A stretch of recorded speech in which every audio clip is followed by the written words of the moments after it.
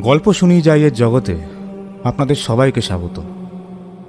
এটি আমাদের চ্যানেলের একেবারে প্রথম নিবেদন, আর আমরা ভীষণ উৎসাহিত আপনাদের সাথে আমাদের এই পথ চলা শুরু করতে পেরে। আশা করি একদম নতুন কিছু গল্প শোনার জন্য আপনারা পুরোপুরি প্রস্তুত। আমাদের মূল লক্ষ্য একটাই, আপনাদের জন্য এমন সব গল্প পরিবেশন করা যেখানে গল্পটাই হবে মূল আকর্ষণ, আর আপনার ভালো লাগাটাই পাবে সবচেয়ে বেশি গুরুত্ব। আমরা সবসময় চেষ্টা করব প্রোডাকশনের প্রতিটি খুঁটিনাটি নিখুঁত রাখতে, যাতে আপনাদের গল্প শোনার অভিজ্ঞতা সত্যি অসাধারণ হয়ে ওঠে। আমাদের এই যাত্রার একেবারে শুরুতেই আজ আমরা আপনাদের জন্য নিয়ে এসেছি একটি বিশেষ গল্প। আজকের গল্পের নাম কুয়োর কান্না, আর এই গল্পটির লেখক অভিস্মিত দত্ত। এবার তাহলে প্রস্তুত হন, সম্ভব হলে হেডফোনটা কানে লাগিয়ে নিন আর আপনার পছন্দ মতো ভলিউমে সেট করে নিন, কারণ গল্পটি এবার আপনাকে নিয়ে যাবে তার নিজস্ব জগতে। বাইরের সব চিন্তা কিছুক্ষণের জন্য দূরে সরিয়ে রেখে আসুন আমরা ডুবে যাই আজকের গল্পতে। We are excited to present this original audio narrative crafted for your enjoyment. Let the story unfold and transport you.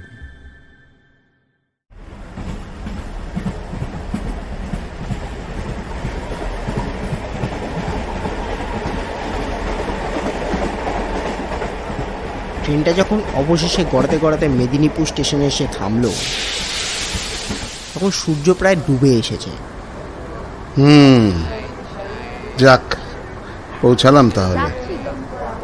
Kolkata শহরের সেই ভিড় হট্টগোল এখানে নেই।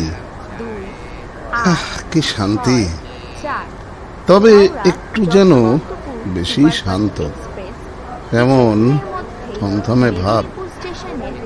প্ল্যাটফর্মে নেমে রাতুলকে কেমন যেন দিশে হারালাম।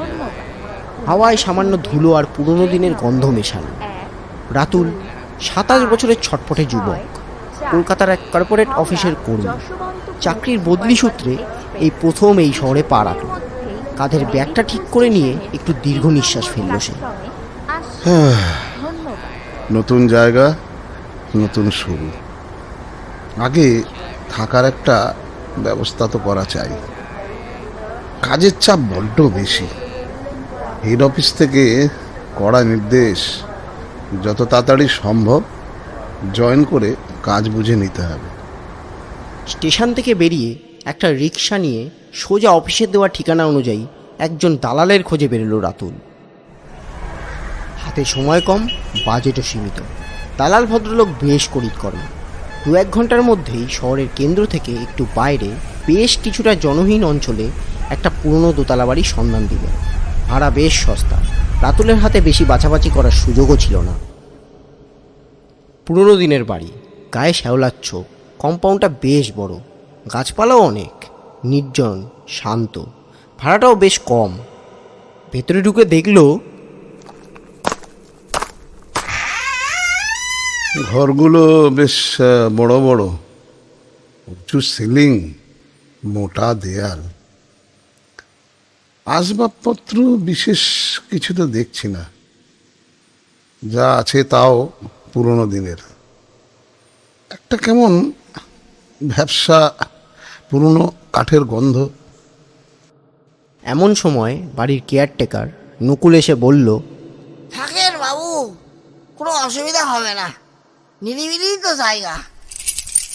ঠিক আছে, আমি রাজি। এই নিন অ্যাডভান্স। সস্তা ভাড়ার লোভ আর নিরিবিলি পরিবেশ, রাতুল রাজি হয়ে গেল। চাবিটাও নিয়ে নিল সে। পরদিন সকালে অফিস জয়েন করলো রাতুল। নতুন পরিবেশ, নতুন মুখ। পরিচয় পর্ব সারতে সারতেই আলাপ হলো সুবীরের সাথে। নমস্কার, আমি সুবীর, এখানেই থাকি, কোনো দরকার হলে বলবেন। হ্যাঁ নিশ্চয়ই, আমি রাতুল, কলকাতা থেকে এসেছি। প্রথম আলাপেই রাতুল আর সুবীরের বন্ধুত্ব বেশ জমে উঠল। সুবীর বছর 30-এর যুবক, বেশ হাসি খুশি, মিশুকে স্বভাবে। রাতুলকে প্রথম দিন অনেক কিছু বুঝিয়ে দিতে সাহায্য করলো সে। দুপুরে ক্যান্টিনে খেতে বসে কথায় কথায় রাতুল তার নতুন ভাড়া বাড়ির কথা তুলল। কাল বিকেলেই এসে একটা বাড়ি পেয়ে গেছি, বুঝলি সুবীর। শহরের একটু বাইরে, বেশ ফাঁকার দিকে। পুরনো বাড়ি, তবে বেশ সস্তা। কথাটা শোনার সঙ্গে সঙ্গে রাতুল খেয়াল করলো সুবীরের মুখের হাসিখুশি ভাবটা কেমন যেন একটু ম্লান হয়ে গেল। সে ঠিক রাতুলের চোখের দিকে তাকাতে পারল না। ও ওই দিকটায়? কোন বাড়িটারে? ওই পুরনো অসত্য গাছ আছে সামনে, তাই না? হ্যাঁ, ঠিক ধরেছিস। কেন রে, চিনিস নাকি বাড়িটা? সুবীর যেন একটু চমকে উঠল। তাড়াতাড়ি প্রসঙ্গ পাল্টে ফেলে অফিসের কাজের কথায় ফিরে গেল। আরে না না, এমনি। আচ্ছা শোন না, ওই কালকের ফাইলটা নিয়ে একটু কথা ছিল। রাতুল মনে মনে বলল, হঠাৎ কি হলো ওর? বাড়িটার নাম শুনেই কেমন ভাব ভাব বদলে গেল। রাতুল একটু অবাক হলো। সুবীরের এই হঠাৎ পরিবর্তনটা তার চোখ এড়ালো না। কিন্তু নতুন জায়গায় প্রথম দিনেই কাউকে বেশি খোঁচানো ঠিক নয় ভেবে সেও চুপ করে গেল। বিকেলে অফিস থেকে ফিরে নতুন বাড়িটায় ঢুকলো রাতুল।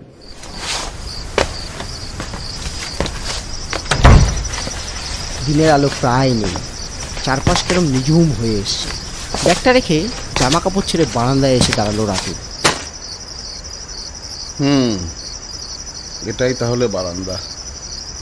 দিনের বেলায় জায়গাটা বেশ মায়াময় লাগছিল, আর সন্ধ্যেবেলা কেমন যেন গম্ভীর অচেনা লাগছে।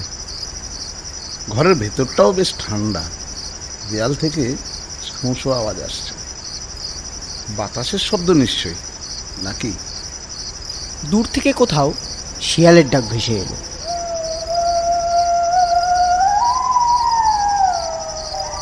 রাতুলের বুকের ভেতরটা একটু ছ্যাদ করে উঠল। ধুর চাই, নতুন জায়গা তো, তাই হয়তো এমন লাগছে। সব ঠিক হয়ে যাবে। কিন্তু রাতের খাবার সেরে বিছানায় শুতে যাওয়ার পর সে অস্বস্তিটা আবার ফিরে এলো। বাড়িটা যেন একটু বেশিই ঠান্ডা, একটু বেশিই নিস্তব্ধ। সুবীর কেন ওরম করলো? বাড়িটা নিয়ে কি কিছু জানে? না, ঘুমও আসছে না।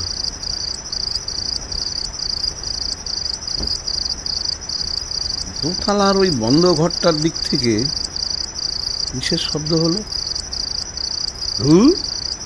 মনের ভুল। মেদিনীপুরের প্রথম রাতটা রাতুলের কাটলো এক অজানা আশঙ্কায়, পুরনো বাড়িটার গভীর নিস্তব্ধতার মধ্যে।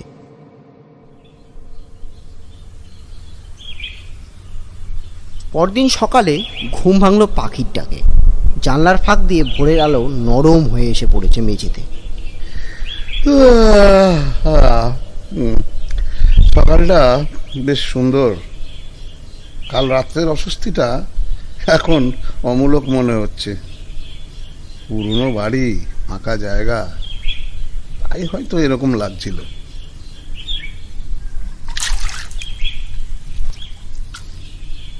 মুখ ধুয়ে এসে চা বানিয়ে নিল রাতুল। কেয়ারটেকার কালকেই একটা স্টোভ আর কিছু দরকারি বাসনপত্র দিয়ে গিয়েছিল।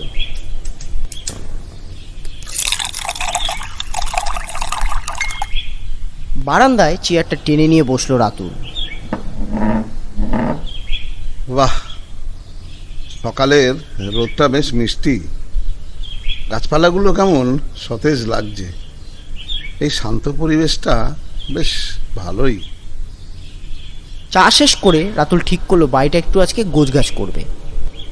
কলকাতা থেকে আনা ব্যাগপত্র এখনো খোলা হয়নি। ঘরগুলো ঝাড় দিতে শুরু করলো সে।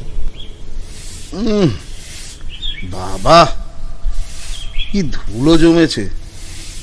কোণে মাকড়সার জাল, বহুদিন কেউ থাকেনি বোঝা যাচ্ছে। নিচের তলায় দুটো ঘর, রান্নাঘর, বাথরুম। উপরেও তো ঘর আছে বলছিল। যাই দেখে আসি। সিঁড়িটা কাঠের, পুরনো হলেও বেশ মজবুত। পা ফেললে হালকা মচমচ শব্দও হয়।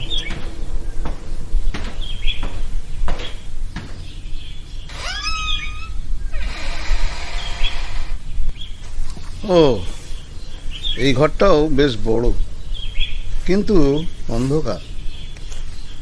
একটাই জানলা, কোণে কোণে ওটা কি, ও ভাঙা আলমারি আর পুরনো ড্রেসিং টেবিল, আয়নাটা ঘোলাটে।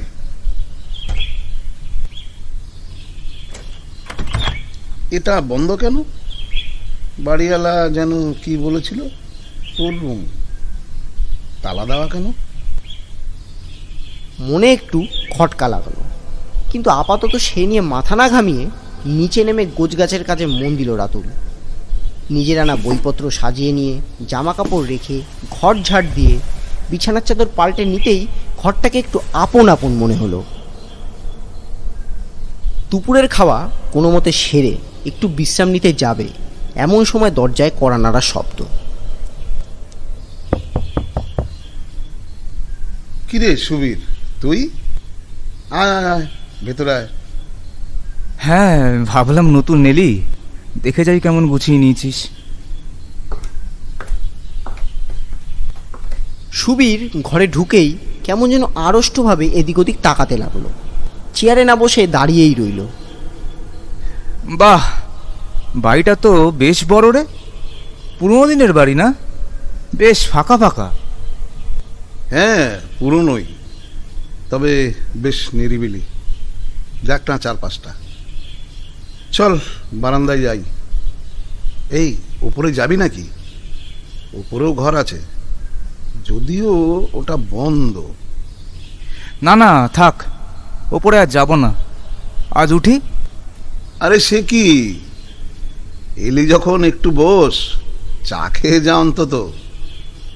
না রে ভাই, আজ একদম সময় নেই রে, অন্য একদিন আসবো খন, দরকার হলে ফোন টোন করিস। চলি। বলেই প্রায় হুটোপুটি করে বেরিয়ে গেল সে।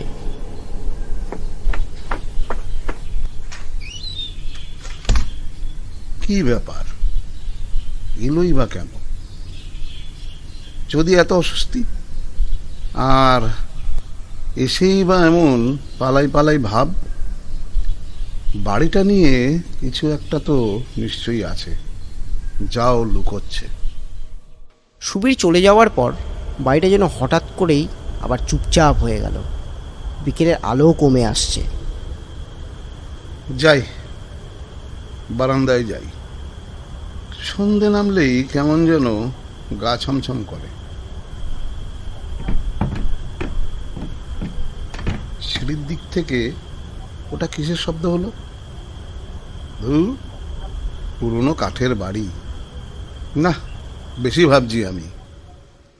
কিন্তু মনের গভীরে একটা সন্দেহের কাঁটা খচখচ করতেই লাগলো। সন্ধে নামার পর ঘরের আলো জ্বেলেও সে অস্বস্তিটা পুরোপুরি গেল না।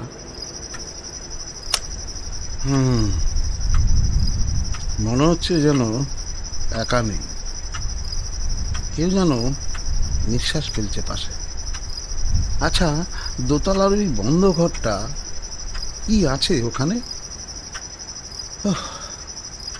ঘুম আসছে না। কাল রাতের মতো ঘুমটা আজও সহজে এলো না। অফিসের কয়েকটা দিন কেটে গেল, কাজের প্রচুর চাপ, নতুন জায়গা, নতুন সিস্টেম বুঝে নিতেই রাতুলের হিমশিম অবস্থা প্রায়। সুবীরটা কেমন অদ্ভুত ব্যবহার করছে। অন্য সব কথা বলছে ঠিকই, কিন্তু বাড়ির প্রসঙ্গ তুললেই এড়িয়ে যাচ্ছে। কিছু তো একটা আছেই। একদিন টিফিন ব্রেকে ক্যান্টিনে বসে রাতুল আবার চেষ্টা করলো। জানিস তো সুবীর, কাল রাতে মনে হলো যেন দোতলার ছাদ থেকে কি টাইলস সরাচ্ছে। খসখস আওয়াজ পেলাম। ইঁদুর টিদুর হবে হয়তো, বাড়িটা তো পুরনো। সুবীর চায়ের কাপে চুমুক দিচ্ছিল। কথাটা শুনেই তার হাতটা যেন সামান্য কেঁপে উঠল। সে কাপটা নামিয়ে রেখে তাড়াহুড়ো করে বলল, হতেই পারে, পুরোনো বাড়ি তো, কত রকম আজে বাজে আওয়াজ হয়, ওসব নিয়ে একদম ভাবিস না তো। শোন না, ওই বিকেলের মিটিংটার জন্য প্রেজেন্টেশনটা রেডি তো? বস কিন্তু খোঁজ করছিলেন। আবার প্রসঙ্গ বল না, আজ এর একটা হেস্তনেস্ত করতেই হবে। বিকেলে অফিস ছুটির পরই বাইরে বেরিয়েই রাতুল সুবীরকে ধরল। সুবীর, দাঁড়া। তোর সাথে কথা আছে। এখানে নয়, একটু আড়ালে চল। সুবীর একটু থামল, কিন্তু রাতুলের গলার স্বরে আপত্তি করতে পারল না। ওহ, আবার কি? অফিসের বাইরেও তো দেখছি শান্তি নেই। আমার বাড়িটা নিয়ে তোর ঠিক কী সমস্যা বলতো? যেদিন থেকে শুনেছিস আমি এই বাড়িতে উঠেছি, সেদিন থেকে কেমন এড়িয়ে যাচ্ছিস ব্যাপারটা। দেখ, আমি ওখানে একা থাকি। যদি কিছু জানার থাকে তাহলে সেটা আমার জানার দরকার। খোলসা করে বলতো, কি জানিস তুই? সুবীর ইতস্তত বোধ করতে লাগলো। এদিক ওদিক তাকালো, যেন কেউ শুনছে কিনা দেখছে। আরে ধুর, তেমন কিছু না। তুই একটু বেশিই ভাবছিস না? পুরোনো বাড়ি, একটু যা হয় আর কি। না, বেশি ভাবছি না। তবে আমি স্পষ্ট বুঝতে পারছি তুই কিছু লুকোচ্ছিস। সুবীর, প্লিজ বল। আমার রাতে ঘুম হচ্ছে না। কাল রাতে একটা অদ্ভুত স্বপ্ন দেখেছি। মনে হলো দরজায় কেউ আছাড়াচ্ছে। স্বপ্ন? দেখ ভাই, রাগ করিস না। আমি তোকে ভয় দেখানোর জন্য কিন্তু কিছু বলিনি বা লুকোইনি। আসলে ওই বাড়িটা নিয়ে এখানকার লোকেদের মধ্যে ওই কিছু কিছু কথা চালু আছে। লোকে বলে ওসব কুসংস্কার, যদিও। কি কথা বল, কি কুসংস্কার? আরে তেমন কিছু না, লোকে বলে আর কি। বলে বাড়িটা নাকি তেমন ভালো না। আগে যারা ভাড়া থাকতো তারাও নাকি বেশি দিন টিকতে পারেনি। নানান রকম নাকি আওয়াজ টাওয়াজ পেত। ভালো না মানে? কি হয়, কি আওয়াজ? আমি ঠিক জানি না রে ভাই, সত্যি বলছি। আমি শুধু শোনা কথা বলছি তোকে। তুই ওসব নিয়ে একদম ভাবিস না। মন শক্ত রাখবি আর একটু সাবধানে থাকিস, এই আর কি। এই রে, খুব দেরি হয়ে গেল, এবার চলি রে। সুবীর আর দাঁড়ালো না, প্রায় জোর করেই রাতুলের হাত ছাড়িয়ে হনন করে হেঁটে চলল। ভালো না, টিকতে পারেনি, সাবধানে থাকিস, এর মানে কি? কুসংস্কারও বলল, কিন্তু ওর গলা শুনে তো মনে হলো ও নিশ্চয়ই ভয় পাচ্ছে। তাহলে কি সত্যি? না, কাল রাতের স্বপ্নটা, ওটা কি শুধু স্বপ্নই ছিল? একটা চাপা অস্বস্তি নিয়ে বাড়ি ফিরল রাতুল।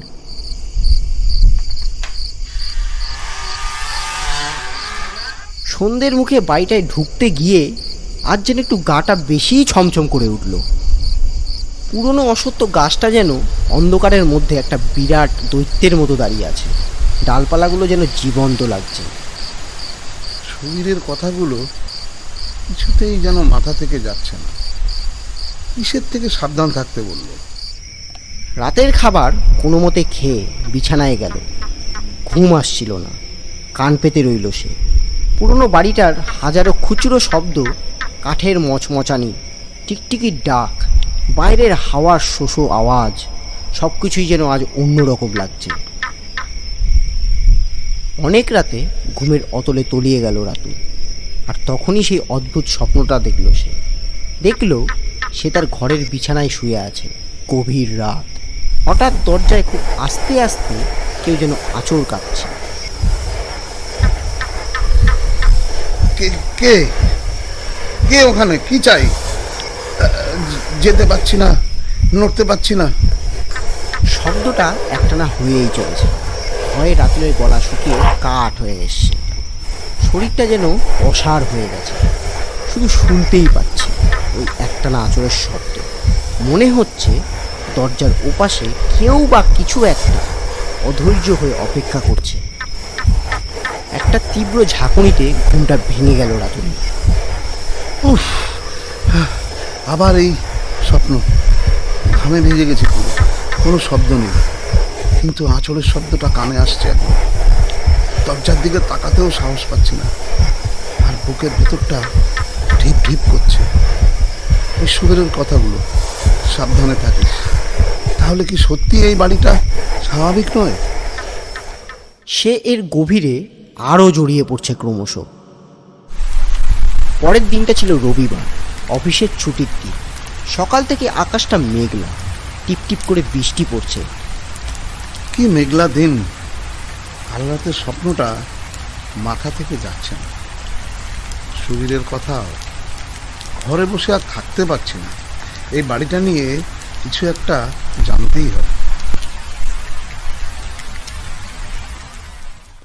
বৃষ্টিটা একটু ধরলে ছাতা মাথায় দিয়ে বেরিয়ে পড়লো রাতুল বাড়ির পেছন দিকটা একটু ভালো করে দেখে নেবে বলে। সদর দরজা দিয়ে ঢুকে সে এতদিন সামনের বারান্দা আর ঘরগুলোতেই সময় কাটিয়ে এসছে। পেছন দিকটা কেমন ভালো করে দেখাই হয়নি। এদিকটা তো আরো জঙ্গল, তার সাথে মাটি, পচা পাতার গন্ধ। এটা কি? ও, একটা পুরনো কুয়ো, চারিদিকে শ্যাওলা, পাড়গুলো ভাঙা, ভিতরে জল নেই মনে হচ্ছে, শুধু নোংরা জমে আছে। জায়গাটা কেমন ঠান্ডা, গা ছমছম করছে কেন? এই কুয়োটা কি?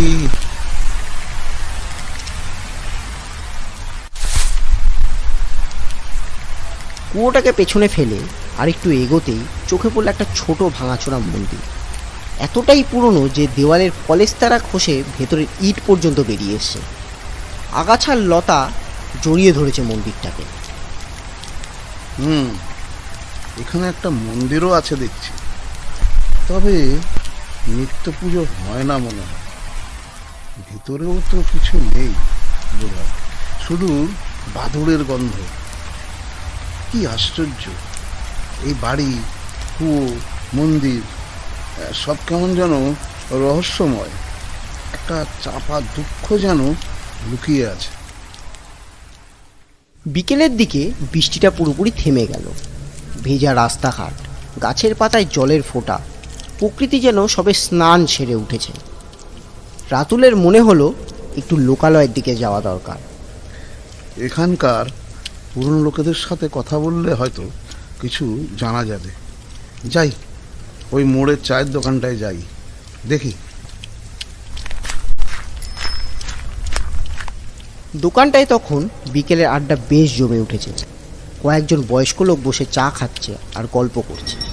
রাতুল একটা বেঞ্চে বসে চায়ের অর্ডার দিল। আচ্ছা দাদা, আমি এই সামনের পুরনো দোতলা বাড়িটায় নতুন ভাড়া এসেছি। বাড়িটা বেশ পুরনো না? ওই অসত্য গাছালা বাড়িটা। কথাটা শোনার সঙ্গে সঙ্গে দোকানের আবহটা যেন একটু থমকে গেল, গল্পগুজবও থেমে গেল। দোকানে থাকা একজন বয়স্ক ভদ্রলোক, চোখে তার মোটা কাচের চশমা, তিনি রাতুলের দিকে তীক্ষ্ণ দৃষ্টিতে তাকালেন। কোন বাড়িটার কথা কইছেন বাবু? ওই অসত্য গাছওয়ালা দোতলা বাড়িটা নতুন হয়েছেন না? হ্যাঁ হ্যাঁ, ওই বাড়িটাই। কেন বলুন তো? ও বাড়ি ভালো লয় গো বাবু, ও বাড়িতে চাইছেন না। ওখানে ওখানে এককালে না থাক। কথাটা শেষ করলেন না তিনি। হঠাৎ যেন সচেতন হয়ে চুপ করে গেলেন। পাশে বসে থাকা অন্য লোকগুলো কেমন যেন অস্বস্তিকর নীরবতায় মুখ নামিয়ে নিল। এককালে কি দাদা? বলুন না প্লিজ, আমি ওখানেই থাকি, আমার জানা দরকার। তারপর অন্য প্রসঙ্গে চলে গেলেন। রাতুল বুঝল এরা আর কিছু বলবেন না। চায়ের দাম মিটিয়ে সে দোকান থেকে বেরিয়ে এলো।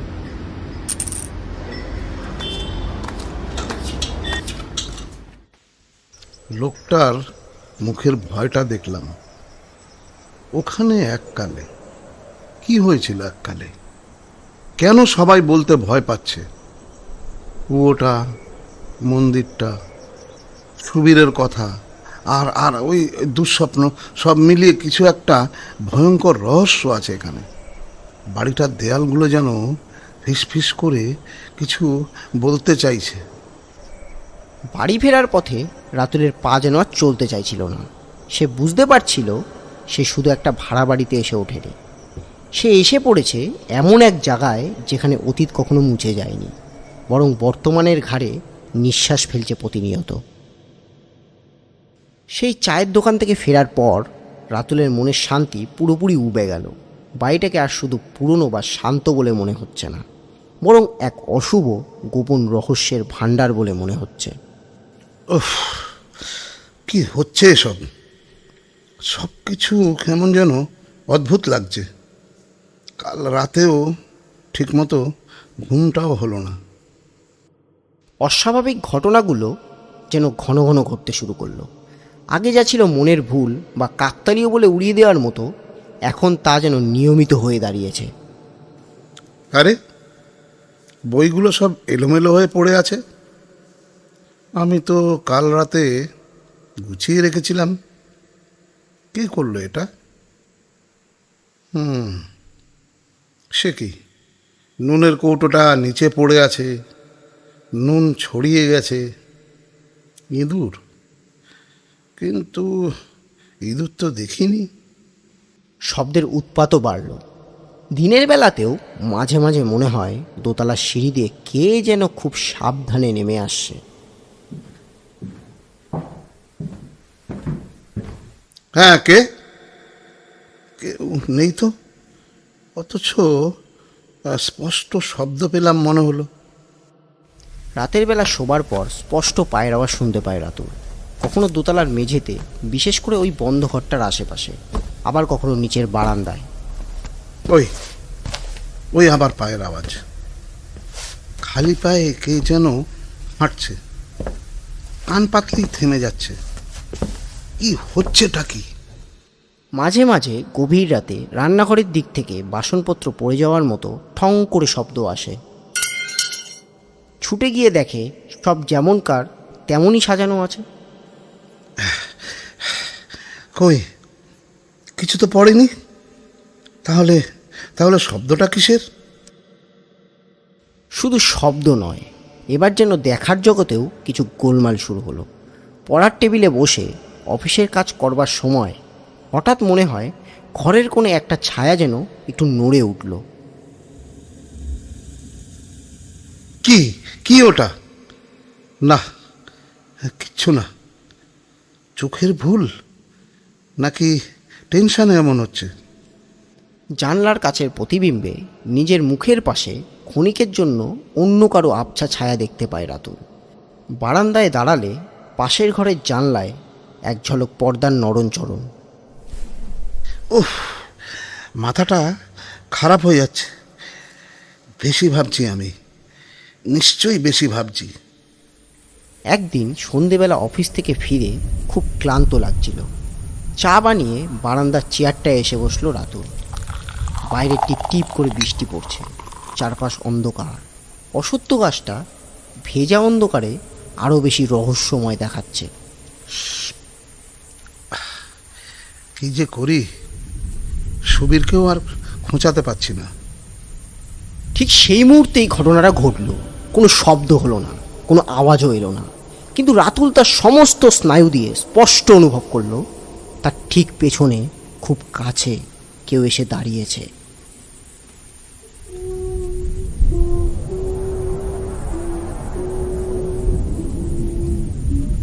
কে কে ওখানে? নড়তে পারছি না, গলা দিয়ে আওয়াজ বেরোচ্ছে না। কি ঠান্ডা, শিরদাঁড়া দিয়ে বরফ নেমে যাচ্ছে। ঘাড়ে কার নিঃশ্বাস পড়ছে। হ্যাঁ, মনে হলো সময় যেন থমকে গেছে। কতক্ষণ এভাবে কেটেছিল রাতুলের ঠিক খেয়াল নেই। তার দম বন্ধ হয়ে আসছিল। সমস্ত সাহসকে এক জায়গায় করে প্রায় একটা চিৎকার দেওয়ার ভঙ্গিতে সে ঝট করে ঘাড় ঘোরালো। কে? ফাঁকা, কেউ নেই। শুধু ভেজা বারান্দা, অন্ধকারে ডুবে থাকা ঘর আর বাইরে বৃষ্টি ভেজা গাছপালা। কিন্তু সেই হিমশীতল উপস্থিতির অনুভূতিটা তখনও তার স্নায়ুতে লেগে আছে। কেউ কেউ কেউ ছিল। আমি আমি স্পষ্ট অনুভব করেছি। এটা এটা মনের ভুল হতেই পারে না। রাতুল আর এক মুহূর্ত সেখানে দাঁড়াতে পারল না। প্রায় দৌড়েই ঘরের ভেতরে ঢুকে সশব্দে দরজাটা বন্ধ করে দিল।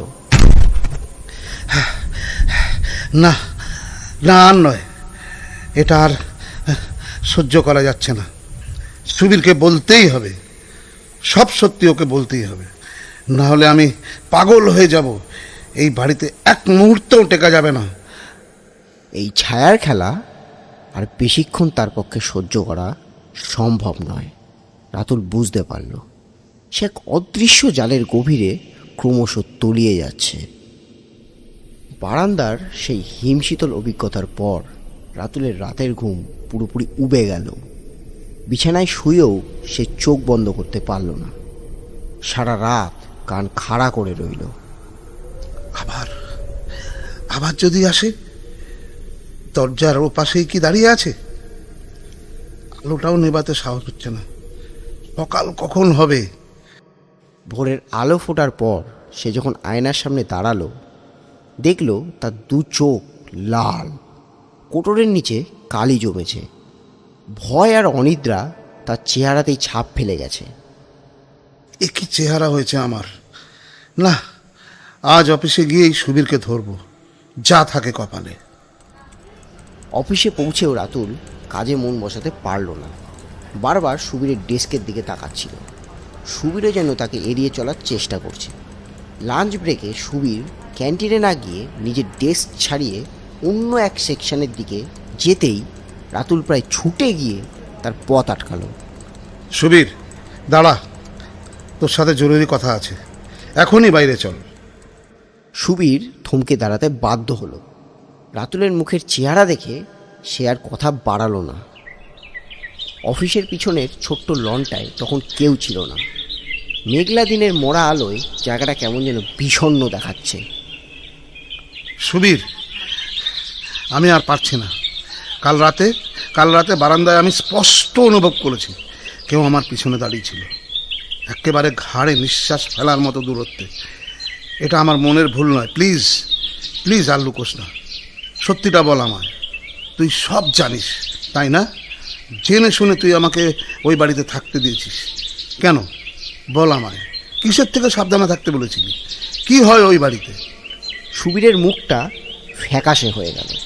সে আলতো একটা ঢোক গিলে বলল, রাতুল, বিশ্বাস কর, আমি সত্যি ভাবিনি এমন কিছু হবে। আমি তোকে ভয় দেখাতে চাইনি। তোর ওই একই কথা, সাবধানে থাকিস, সাবধানে থাকিস। এসব শুনতে চাই না আমি। সত্যিটা বল, কি হয়েছিল ওই বাড়িতে? কেন সবাই ওটাকে এড়িয়ে চলে? কেন তুইও ভয় পাস? রাতুলকে এমন মরিয়া বিধ্বস্ত অবস্থায় দেখে সুবীর আর নিজেকে সামলে রাখতে পারল না। তার চোখে মুখে অপরাধবোধ আর ভয় স্পষ্ট হয়ে উঠল। ঠিক আছে বলছি, কিন্তু তুই কথাতে ভয় পাবি না, আর কাউকে বলবি না যে আমি বলেছি। ভয় আমি এর মধ্যেই যথেষ্ট পেয়েছি। যা সত্যি সেটা জানার পর অন্তত অন্ধকারে হাত ছড়াতে হবে না। বল, কথা দিচ্ছি, কাউকে বলবো না। সুবীর ইতস্তত করে শুরু করলো, দেখ ভাই, আমি যা জানি সবই লোকের মুখে শোনা। কতটা সত্যি কতটা রটনা আমি ঠিক জানি না রে। তবে সবাই বলে ওই বহু বছর আগে ওই বাড়িতে একটা নতুন বউ এসেছিল, খুবই অল্প বয়স। নামটা ঠিক মনে নেই কারো, বা হয়তো বলতে চায় না। তো সেই মেয়েটার ওপর নাকি খুব অত্যাচার হতো। কেউ বলে শ্বশুরবাড়ির লোক, কেউ বলে স্বামী। ঠিক কী ঘটেছিল কেউ স্পষ্ট করে বলতে পারে না। তবে মেয়েটা নাকি খুব দুঃখে ছিল রে, সারাক্ষণ কাঁদতো নাকি। তারপর একদিন নাকি কেউ তাকে আর খুঁজে পায়নি। অনেক খোঁজাখুঁজির পর ওই যে বাড়ির পিছনের কুয়োটা, ওর মধ্যে নাকি তার দেহ পাওয়া যায়। কুয়োটা? হ্যাঁ, লোকে বলে সে নাকি দুঃখে অপমানে ওই কুয়োতে ঝাঁপ দিয়ে আত্মহত্যা করেছিল। তারপর থেকেই নাকি গণ্ডগোল শুরু। যারা ওই বাড়িতে থাকতে গেছে ওই বেশি দিন টেকেনি। নানান রকম ঘটনা ঘটেছে তাদের সাথে। মাঝরাতে কান্নার আওয়াজ, জিনিসপত্র নড়াচড়া করা, ছায়ামূর্তি দেখা। লোকে বিশ্বাস করে ওই মেয়েটির আত্মা শান্তি পায়নি। অতৃপ্ত আত্মা হয়ে সে এখন ওই বাড়িটাতেই ঘুরে বেড়ায়। মুক্তি পায়নি বেচারি রে। এবার বোঝা গেল সুবীরের সেই দ্বিধা, সেই এড়িয়ে যাওয়া। রাতুল হতবাক হয়ে শুনছিল। আমি আসলে তোকে ভয় পাই দিতে চাইনি রাতুল। ভেবেছিলাম তুই হয়তো ওসব বিশ্বাস করবি না, বা হয়তো কিছুই হবে না তোর সাথে। আর সত্যি বলতে এইসব অলৌকিক কথা নিয়ে আলোচনা করতে কেমন ভয় ভয় করে। আমার বলা উচিত ছিল। আমি দুঃখিত ভাই, খুব অন্যায় হয়ে গেছে রে আমার। একটা মেয়ে আত্মহত্যা, কুয়োতে, অতৃপ্ত আত্মা। তাহলে আমি যা অনুভব করেছি সবই সত্যি? মেয়েটার নাম কেউ জানে না? ঠিক জানি না রে, পুরনো কথা তো হয়তো কেউ জানলেও বলতে চায় না। তুই এবার কি করবি? বাড়িটা ছেড়ে দিবি? চল চল ভেতরে যাই। রাতুল আর সেখানে দাঁড়ালো না, চুপচাপ অফিসের ভেতরে ফিরে এলো। মাথায় শুধু ঘুরছে কুয়োতে ঝাঁপ দেওয়া এক অভাগী বধূর কথা। ভয়টা কমলো না, বরং আরও গভীর হলো, কারণ এবার সে জানে তার অদৃশ্য সঙ্গীটি কে। সে এক দুঃখী, অতৃপ্ত আত্মা। সুবীরের কাছ থেকে সবটা শোনার পর রাতুলের ভেতরটায় একটা অদ্ভুত তোলপাড় শুরু হলো। ভয়টা আগের মতোই ছিল, কিন্তু তার সাথে মিশে গেল এক গভীর বিষণ্ণতা আর তীব্র কৌতূহল। একটা অল্প বয়সী মেয়ে, নামটাও কেউ জানে না। কি কষ্ট, কি যন্ত্রণা। তার আত্মাটা শান্তি পায়নি। সে কি শুধু ভয় দেখাতে চায়, নাকি কিছু বলতে চায়? অফিসের বাকি সময়টা আর বাড়ি ফেরার পথটা রাতুল প্রায় ঘোরের মধ্যেই কাটিয়ে দিল। বাড়িতে ঢুকেও সেই একই ভাব। চারপাশে নিস্তব্ধতা যেন আরো ভারী লাগছে।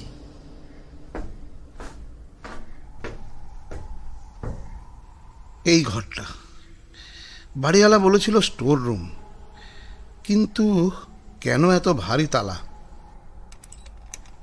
এটার সাথে কি ওই মেয়েটার কোনো যোগ আছে? ওর কোনো জিনিস কি এখানে রাখা আছে? যদি থাকতো, যদি ওর পরিচয়টা জানতে পারতাম। তার মন তীব্রভাবে চাইছে ওই দরজার ওপারে কি আছে তা দেখতে। পরদিন সকালে উঠে রাতুল মনস্থির করেই ফেলল, বাড়িওয়ালাকে ফোন করে লাভ নেই। কেয়ারটেকারের কাছেও চাবি থাকবে না, অন্য উপায় দেখতে হবে। তালাটা ভাঙা ছাড়া গতি নেই। অন্যায় কাজ, কিন্তু কৌতূহলটা চাপতে পারছি না। সে নিচের তলার অব্যবহৃত স্টোররুমের মতো ঘরটায় খুঁজতে লাগলো। পুরনো দিনের বাড়ি, কিছু ফেলে দেওয়া যন্ত্রপাতি বা সরঞ্জাম থাকতেই পারে।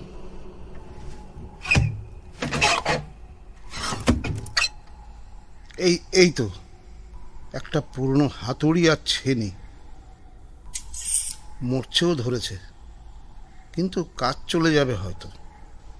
দুপুরে খাওয়ার পর যখন চারপাশটা বেশ নিস্তব্ধ, রাতুল আবার দোতলে উঠে এলো।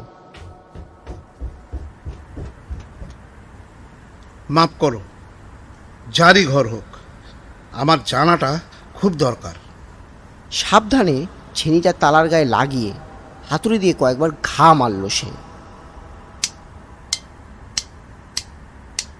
পুরনো মরচে ধরা তালা কয়েকটা ঠোকাঠুকির পরই মট করে একটা শব্দ হয়ে খুলে গেল। উফ, কি ভ্যাপসা গন্ধ! চারিদিকে ধুলো আর অন্ধকার। সাবধানে ঢুকতে হবে। মেঝেতে পুরো ধুলো স্তর, তার উপর শুধু ইঁদুর বা আরশোলার চলার দাগ। ঘরের এক কোণে একটা পুরনো ধুলো মাখা কাঠের সিন্দুক, অন্যদিকে একটা নড়বড়ের জলচৌকি। তার উপর স্তূপাকৃতি করে রাখা আছে কিছু পুরনো কাঁথা কাপড়। দেওয়ালে একটা আবছা আয়না, কাঁচটা ঘোলাটে। বাতাসে কেমন যেন একটা জমাট বাঁধা বিষণ্ণতা। এগুলো কি? কাঁথা কাপড়ের নিচে এটা এটা তো একটা শাড়ি। লাল পেড়ে গরদ মনে হচ্ছে, পোকা ধরে গেছে। আর এগুলো চিঠি, পুরনো চিঠি, সুতো দিয়ে বাঁধা। আর আর এটা কি? একটা ছবি, প্রেমে বাঁধানো। ছবিটা প্রায় হলদেটে হয়ে গেছে, কিন্তু মুখটা বোঝা যাচ্ছে। এক অল্প বয়সী মেয়ের ছবি, টানা টানা চোখ, মুখে এক সরল বিষণ্ণতার ছাপ। মাথার ঘোমটাটা সামান্য সরে গেছে, কপালে ছোট্ট একটা টিপ। এই এই কি সেই মেয়ে যার কথা সুবীর বলছিল? কি করুণ চোখ! মনে হচ্ছে কত কষ্ট জমে আছে। ছবিটা হাতে নিয়ে রাতুল চুপ করে দাঁড়িয়ে রইল। ধুলো মাখা, অন্ধকার ঘরটা যেন মুহূর্তে জীবন্ত হয়ে উঠল এক করুণ অতীতের ছায়ায়। দেওয়ালে ঝোলানো ঘোলাটে আয়নায় নিজের প্রতিবিম্বের পাশে ক্ষণিকের জন্য যেন ওই ছবির মেয়েটির ছায়া দেখতে পেল রাতুল। কে? না, কেউ না, শুধু ছায়া। কিন্তু মনে হলো যেন যেন উনিই তাকিয়ে আছেন। এই ঘর, এই জিনিসগুলো সব যেন ওরই দীর্ঘশ্বাস বয়ে বেড়াচ্ছে। এই এই ছবিটা, এই চিঠিগুলো, এর মধ্যেই হয়তো লুকিয়ে আছে আসল রহস্য। রাতুল বুঝতে পারল সে যা খুঁজছিল তার চেয়েও গভীর কোনো রহস্যের দরজায় এসে দাঁড়িয়েছে সে। রাতুল বন্ধ ঘর থেকে বেরিয়ে এসে সাবধানে আবার ভাঙা তালাটা লাগিয়ে দিল। হাতে সেই হলদে হয়ে যাওয়া ছবিটা আর সেই ধুলো মাখা চিঠি। কি সরল মুখ, অথচ কি গভীর কষ্ট চোখের দৃষ্টিতে। কে তুমি? তোমার নাম কি? কি হয়েছিল তোমার সাথে? দেখি তো এই চিঠিগুলোতে কিছু লেখা আছে কিনা। রাতুল সাবধানে চিঠির তারার বাঁধন খুলল। কাগজগুলো খুব পুরনো আর ভঙ্গুর, হাতের লেখাও খুব অস্পষ্ট। ধৈর্য ধরে অক্ষরগুলো উদ্ধার করার চেষ্টা করতে লাগলো। জানো তো মা, আমার এখানে দম বন্ধ হয়ে আসে। কেউ আমার বোনের কথা বুঝতেই চায় না। সারাদিন মনে হয় যেন এই দেওয়ালগুলো যেন আষ্টে পিষ্টে আমাকে চেপে ধরছে। আজ আবার কথা শুনতে হলো। কুয়োর পাড়ে গিয়ে বসেছিলাম অনেকক্ষণ। ভালো থেকো মা। ইতি আরতি। আরতি, তাহলে নামটা আরতি। চিঠিগুলো পড়তে পড়তে রাতুলের বুকের ভেতরটা ভারী হয়ে এলো। এ তো শুধু একটা ভৌতিক গল্প নয়, এ এক নিদারুণ যন্ত্রণার কাহিনী। আরতি নামের এই মেয়েটি দিনের পর দিন কি অসম্ভব মানসিক কষ্টের মধ্যে দিয়ে গেছে। কি কষ্ট, কি একা। এবার আমার আর ভয় লাগছে না, কেমন যেন মায়া জন্মাচ্ছে। ওর জন্য কিছু একটা করতে ইচ্ছে করছে, কিন্তু কি? আগে আগে পুরোটা জানতে হবে। অফিস থেকে পরের দিন ফেরার পথে রাতুল আবার সেই মোড়ের চায়ের দোকানটায় গেল। সেদিনকার সেই বয়স্ক ভদ্রলোক আজও বসেছিলেন। দাদু, কাল এসেছিলাম, আজ আবার একটু বিরক্ত করতে এলাম। আমি ওই বাড়িটা নিয়ে আরও কিছু জানতে চাই। আমি কিছু পুরনো জিনিস খুঁজে পেয়েছি। একটা মেয়ের ছবি, তার নাম কি আরতি ছিল? আরতি নামটা শোনার সঙ্গে সঙ্গে ভদ্রলোকের চোখ দুটো বড় বড় হয়ে গেল। তিনি অবাক হয়ে রাতুলের দিকে তাকালেন। আরতি, আপনি আপনি এই নাম জানলেন কি করে? আমি কিছু পুরনো চিঠি পেয়েছি দোতলার একটা বন্ধ ঘরে, তাতে ওই নামটা লেখা ছিল। বলুন না দাদু, কে ছিল আরতি? কি হয়েছিল ওর? ভদ্রলোক কিছুক্ষণ চুপ করে রইলেন, তারপর একটা দীর্ঘ নিঃশ্বাস ফেলে বললেন, হ্যাঁ বাবু, আরতি বটে। অভাগী মেয়ে, বড় ঘরের মেয়ে ছিল। রূপে গুণ কমতি ছিল না, কিন্তু কপালটা খুব খারাপ। বিয়ে হয়ে এলো এই গায়ের এক বর্ধিষ্ণু পরিবারে, কিন্তু বরটা ছিল অন্যরকম। বউয়ের দিকে নজরে দিত না, নেশাবান করতো বোধ হয়। আর শাশুড়ি ননদের সে কি অত্যাচার! মুখে অন্ন রুস্ত না মেয়েটার। বাপের বাড়ি থেকেও খোঁজ নেওয়ার কেউ ছিল না তেমন। কতদিন দেখেছি একা একা কুয়োর পাড়ে বসে কাঁদতো। আহারে, বেচারি বেচারি চুপচাপ সব সয়ে যেত। আশেপাশের আরও দু একজন যারা এতক্ষণ চুপচাপ শুনছিল তারাও এবার মুখ খুলল। জানা গেল আরও কিছু টুকরো টুকরো কথা। আরতির সামান্য ভুল হলেই যুক্ত গঞ্জনা, মারধরও বাদ যেত না। মৃত্যুর আগের দিনও তাকে নাকি খুব মারধর করা হয়েছিল। তার পরের দিনই কুয়োতে মিলল তার নিথর দেহ। পুলিশ এসেছিল, কিন্তু প্রভাবশালী শ্বশুরবাড়ির বিরুদ্ধে কিছুই প্রমাণ হয়নি। আত্মহত্যা বলেই ব্যাপারটা ধামাচাপা পড়ে যায়। আত্মহত্যা নাকি খুন? ওকে তো তিলে তিলে মেরে ফেলা হয়েছে। ওর আত্মা শান্তি পাবে কি করে? ও শুধু কাঁদছে না, ও হয়তো ওর ওপর হওয়া অন্যায়ের প্রতিবাদ জানাচ্ছে। ওর যন্ত্রণাটাই হয়তো ওই অস্বাভাবিক ঘটনাগুলো ঘটায়।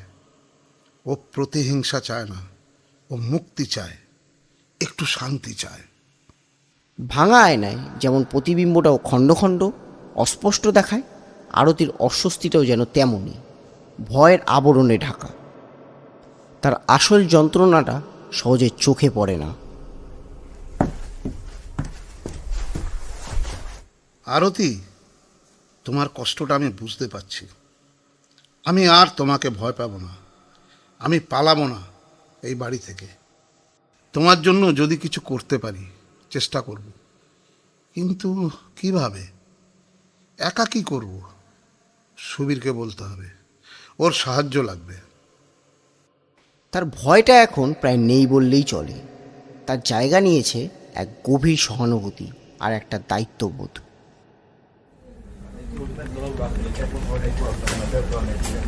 পরদিন অফিসে গিয়ে রাতুল প্রথমেই সুবীরকে খুঁজে বার করলো। সুবীর, শোন, আমি কাল আবার ওই চায়ের দোকানে গিয়েছিলাম, আর দোতলার ওই বন্ধ ঘরটাও খুলেছিলাম। সে কি, তুই তালা ভাঙলি? কি পেলি ওখানে? ওর নাম ছিল আরতি। কিছু চিঠি পেয়েছে আর একটা ছবি। চায়ের দোকানেও কথা বললাম, আর যা শুনলাম ওর ওপর যা অত্যাচার হয়েছে ভাবা যায় না। আমার মনে হয় ও ভয় দেখাতে চায় না, ও শুধু একটু শান্তি চায়, মুক্তি চায়। আমি বাড়িটা ছাড়ছি না সুবীর, আমি চেষ্টা করতে চাই যদি ওর জন্য কিছু করা যায়। সুবীর অবাক হয়ে রাতুলের দিকে তাকিয়ে রইল, তার চোখে ভয় আর বিস্ময় মেশানো। তুই কি বলছিস রে? আত্মার শান্তির জন্য তুই কি করবি? ওসব তো খুব রিস্কি, তান্ত্রিক গুণিনের কাজ। তাছাড়া যদি হিতে বিপরীত হয়, যদি আরও রেগে যায়? না রে, তান্ত্রিক গুণীর নয়, অত কিছু আমি জানিও না, বিশ্বাসও করি না। আমি শুধু ওর প্রতি একটু সহানুভূতি জানাতে চাই। ওর দুঃখটা যে আমরা বুঝতে পারছি সেটা ওকে জানাতে চাই। হয়তো সামান্য একটু শ্রদ্ধাই ওর অতৃপ্ত আত্মাকে শান্ত করতে পারে। তুই কি আমাকে সাহায্য করবি? একা আমার পক্ষে সম্ভব নয়। জায়গাগুলো একটু পরিষ্কার করা দরকার। ওই ভাঙা মন্দিরটা, কুয়োর পাড়টা। পরিষ্কার করে কি হবে? জায়গাগুলো কেমন অবহেলিত, অন্ধকার হয়ে আছে, যেন ওর দুঃখটার মতো। জায়গাটা পরিষ্কার করে যদি ওর নামে দুটো ধূপ জ্বালানো যায়, কয়েকটা ফুল দেওয়া যায়, একটা প্রদীপ। গ্রামের দিকে তো এমন করে লোক, আত্মার শান্তির জন্য। আর কিছু না হোক, ওকে একটু সম্মান তো আমরা দিতেই পারি। বল, করবি সাহায্য? রাতুল যেভাবে কথাটা বলল তাতে একটা আন্তরিকতা ছিল যা সুবীরের ভয়কে ছাপিয়ে গেল। ঠিক আছে, কি আর হবে, চল চেষ্টা করে দেখি। কবে করবি? আজ বিকেলেই, অফিস ছুটির পর। কিছু ধূপ, মোমবাতি, ফুল কিনে নিয়ে যাব। অফিস ছুটির পর দুজনে মিলে প্রয়োজনীয় জিনিসপত্র কিনে রাতুলের ভাড়া বাড়ির দিকে রওনা দিল।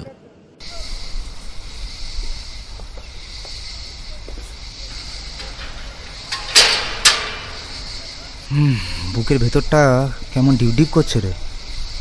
ভয় পাস না, আমরা তো খারাপ কিছু করতে যাচ্ছি না। চল আগে পিছনের দিকটা পরিষ্কার করি। বাবা, কতদিনের নোংরা জমে আছে রে। তারপর তারা গেল সেই অভিশপ্ত কুয়োর পাড়ে। ভাঙা পাড়ের চারপাশটা যতটা সম্ভব পরিষ্কার করলো, জমে থাকা শুকনো পাতাগুলোকে সরালো। সন্ধে তখন নেমে আসছে। অসত্য গাছটার নিচে দাঁড়িয়ে তারা প্রস্তুতি নিল। রাতুল মাটিতে রাখা আরতির ছবিটার দিকে একবার তাকালো। আরতি, তোমার কষ্ট আমরা বুঝতে পারছি। শান্ত হও, মুক্তি খুঁজে নাও। ধূপের হালকা সুগন্ধ ছড়িয়ে পড়ল বাতাসে। সুবীর আনা গাঁদা ফুলগুলো কুয়োর পাড়ে আর অসত্য গাছের গোড়ায় ছড়িয়ে দিল। শান্তিতে থেকো বোন। সবশেষে রাতুল কুয়োর পাড়ে একটা মাটির প্রদীপ জ্বালালো। প্রদীপের ছোট্ট শিখাটা অল্প বাতাসে কাঁপছে, কিন্তু কোনো অলৌকিক ঘটনা ঘটল না, শুধু ধূপের গন্ধ।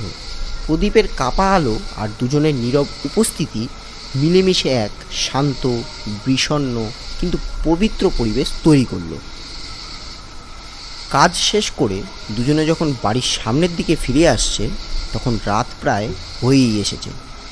কাজটা তো করলাম, তোর কি মনে হয় এবার সব থেমে যাবে? জানি না, তবে আমার মন বলছে আমরা ঠিক কাজটাই করছি। ভয় দেখিয়ে নয়, সহানুভূতি দিয়েই হয়তো ওর ক্ষোভটা কমানো সম্ভব। দেখা যাক কি হয়। সেদিন রাতে বাড়িটা যেন একটু অন্যরকম লাগলো রাতুলের। সেই থমথমে ভাবটা আছে, কিন্তু আগের মতো সেই তীব্র ভয় বা অশুভ অনুভূতিটা আর নেই। বাড়িটা আজ কেমন শান্ত লাগছে, ভয়ও করছে না। কেমন যেন একটা গভীর দুঃখ আছে, কিন্তু সেটা আর ভয়ের নয়। আরতি কি বুঝতে পারলো?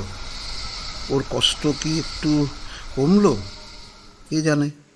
উত্তরটা সময়ের হাতেই ছেড়ে দিল রাতু। সেই সন্ধেবেলা আরতির নামে প্রদীপ জ্বালানো আর নীরব প্রার্থনার পর রাতুলের জীবনে একটা অদ্ভুত পরিবর্তন এলো। বাড়িটায় যে অস্বাভাবিক ঘটনাগুলো ঘটছিল, সেগুলো আশ্চর্য রকমভাবে কমে গেল। রাতের বেলা সে স্পষ্ট পায়ের আওয়াজ আর শোনা যায় না। জিনিসপত্র নিজে নিজের জায়গাও বদল করে না। বারান্দায় দাঁড়ালে সেই হাড়হিম করা উপস্থিতিও আর অনুভব হয় না। এখন এখন অনেক শান্ত লাগে বাড়িটা। সেই ভয়গুলো আর নেই, তবে একটা বিষণ্ণতা যেন এখনো জড়িয়ে আছে। শান্তি মানে শূন্যতা নয়, সেই গভীর বিষাদের অনুভূতিটা বাড়িটাকে ছেড়ে যায়নি। বিশেষ করে পূর্ণিমার রাতে বা গভীর বর্ষার দিনে, যখন ঝোড়ো বাতাস অসত্য গাছের ডালে আছড়ে পড়ে, তখন রাতুলের মনে হয় কুয়োর পাড় থেকে যেন একটা চাপা কান্নার সুর ভেসে আসছে। আবার সেই আওয়াজ, আরতির কান্না। জানি না, তবে আর ভয় লাগে না, শুধু কষ্ট হয়। রাতুল বাড়িটা ছাড়েনি। কেন যেন এই পুরনো বাড়িটা তার ইতিহাস আর আরতির বিষণ্ণ স্মৃতির সাথে তার একটা মায়ার বাঁধন তৈরি হয়ে গিয়েছিল। সে দোতলার সেই বন্ধ ঘরটা আর খোলেনি। আরতির ছবিটা আর চিঠিগুলো সে সযত্নে নিজের কাছে রেখে দিয়েছে। সুবীরও বদলে গেছে। সে এখন নিয়ম করে রাতুলের খোঁজ নিতে আসে। মাঝে মাঝে দুজনে মিলে কুয়োর পাড়ে বা অসত্য গাছের নিচে গিয়ে কিছুক্ষণ চুপচাপ বসেও থাকে। জায়গাটা পরিষ্কার রাখার পর কেমন যেন একটু অন্যরকম লাগে, তাই না রাতুল? ভয় ভয় কিন্তু অতটা করে না আর। হ্যাঁ, হয়তো ও বুঝতে পেরেছে আমরাও শত্রু নই। মেদিনীপুরের জীবনটাও রাতুলের কাছে অন্যরকম হয়ে উঠেছে। কলকাতার ইঁদুর দৌড়ের বাইরে এসে এই শান্ত শহর, তার ধীর গতির জীবন আর এই রহস্যময় বাড়িটা, সব মিলিয়ে তার নিজের ভেতরেও একটা পরিবর্তন এসেছে। সে বুঝেছে জীবনের সব রহস্যের সমাধান যুক্তিতর্কে মেলে না, কিছু জিনিস অনুভবও করতে হয়। সব ভয়ের পেছনেই একটা গল্প থাকে, একটা কারণ থাকে। সব অতৃপ্ত আত্মার চিৎকার হয়তো শুধু একটু সহানুভূতি চায়। বাড়িটা কি পুরোপুরি ভৌতিক প্রভাবমুক্ত হয়েছে বলা মুশকিল। হয়তো আরতির আত্মা মুক্তি পায়নি, কিন্তু রাতুলের উপস্থিতিতে তার সহানুভূতির স্পর্শে সেই আত্মার তীব্র যন্ত্রণা হয়তো কিছুটা হলো প্রশমিত হয়েছে। বাড়িটা আর ভয়ের জায়গা নয়, বরং একটা গভীর বিষাদের স্মৃতিসৌধ হয়ে আজও রয়ে গিয়েছে। আমি জানি যতদিন এখানে থাকবো আমি একা নই। আরতির উপস্থিতি আমার সাথেই থাকবে। হয়তো কোনো জ্যোৎস্না রাতে আবার শুনবো সেই কান্নার সুর, বা আয়নায় দেখবো ওর ছায়া। কিন্তু কিন্তু আমি আর ভয় পাবো না। মেদিনীপুরের সেই ভাড়া বাড়িটা রাতুলের জীবনের একটা অংশ হয়ে গেল, একটা রহস্য, একটা বিষাদ আর এক অদ্ভুত বোঝাপড়ার গল্প নিয়ে। বাড়ি আর বাহির যেন তার কাছে মিলেমিশে একাকার হয়ে গিয়েছে, যেখানে বাস্তব আর অলৌকিক হাত ধরাধরি করে চলে আর শিখিয়ে দেয়